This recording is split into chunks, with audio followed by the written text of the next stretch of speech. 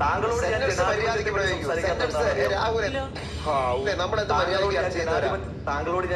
നമ്മളും അല്ല ആക്ഷേപകരമായ വർത്തമാനം പറഞ്ഞ് ശീലിക്കണ്ട. പേടിച്ചിട്ടാ പണ്ട് എനിക്ക് അങ്ങനെയാ. നിങ്ങൾ ആക്ഷേപകരമായി പറഞ്ഞ് ശീലിച്ചതിന്റെ ഒരു പ്രശ്നമാണ് നിങ്ങൾക്കുള്ളത്. എന്നിട്ട് നമ്മൾ തമ്മിൽ എന്തിനാ അങ്ങനെ ആക്ഷേപകരമായി പറയേണ്ട കാര്യമുണ്ടോ? ഞാൻ പറയുന്നത് എനിക്കൊരു രണ്ടിനും പേടിയില്ല. ഗ്രേസ് മാർക്ക് വാങ്ങി, കോൺഗ്രസ് ഗ്രേസ് മാർക്ക് കിട്ടും. പോയി സുധാകരന്റെയും സതീശിനെയും പോയി മേടിച്ചാൽ മതി. ഞാൻ ഓട്ടക്കാൻ നിന്ന സംഗതി കുലുമാലാവും. ഞാൻ ആക്ഷേപം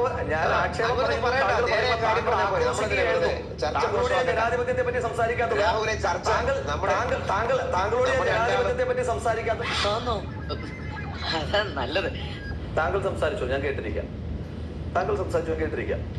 താങ്കളോട് ഞാൻ തർക്കിക്കാത്തത് എന്താണെന്ന് അറിയോ? കാരണം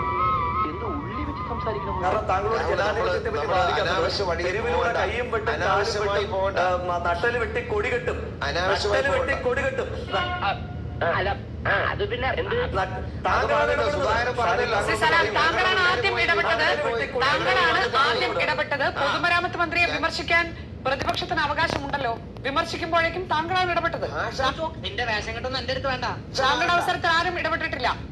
ഷാനി ഇടപെടുന്ന കുഴപ്പമില്ല, ഷാനി ഭാഷ മാറണമെന്ന് ഞാൻ പറഞ്ഞോളൂ. ഇടപെടുന്നതല്ല, ഭാഷ മാറണ്ട. അതാ ഞാൻ പറഞ്ഞത്. ഭാഷ മാറിയ തിരിച്ച് ഭാഷയും മാറും. അത്രേ ഉള്ളൂ. ആള് വിധിയാണെങ്കിൽ ചൂടനായില്ലേ?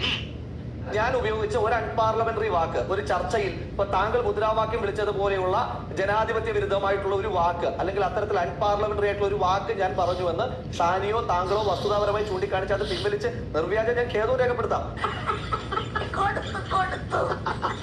ഞാൻ വസ്തുതാപരമായി സംസാരിച്ചുകൊണ്ടിരിക്കുകയല്ലേ. അപ്പൊ താങ്കൾക്ക് ഇത്ര പൊള്ളുന്നത് എന്തിനാ?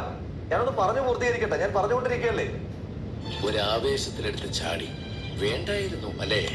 കഴിഞ്ഞ ദിവസമാണ് കേരളത്തിൽ ബഹുമാനപ്പെട്ട കേരള ഹൈക്കോടതിയിൽ നിന്ന് ജസ്റ്റിസ് ദേവൻ രാമചന്ദ്രന്റെ ബെഞ്ച് ചോദിക്കുകയാണ്, താങ്കൾ ദേവൻ രാമചന്ദ്രനോട് പോയി കലഹിക്കൂ, നിങ്ങൾ കോടതിയിൽ പോയി വ്യവഹാരം നടത്തി കലഹിക്കൂ. അദ്ദേഹമാണ് ചോദിച്ചത്, പശ വെച്ചിട്ടാണോ നിങ്ങൾ റോഡ് ഒട്ടിക്കുന്നതെന്ന്. ഇതൊക്കെ വിളിച്ചു പറയേണ്ട വല്ല കാര്യമുണ്ടാ? ചോദിക്കുന്ന ചോദ്യം ഉണ്ടായില്ലേ? പൊളിറ്റിക്കൽ സ്റ്റേറ്റ്മെന്റ് ആണോ? അത് ആക്ഷേപമാണോ? ആക്ഷേപമാണെങ്കിൽ അത് താങ്കൾ കോടതിയോടല്ലേ ചോദിക്കേണ്ടത്. ഒരു കഴിവതും മാറ്റിക്കരുത്.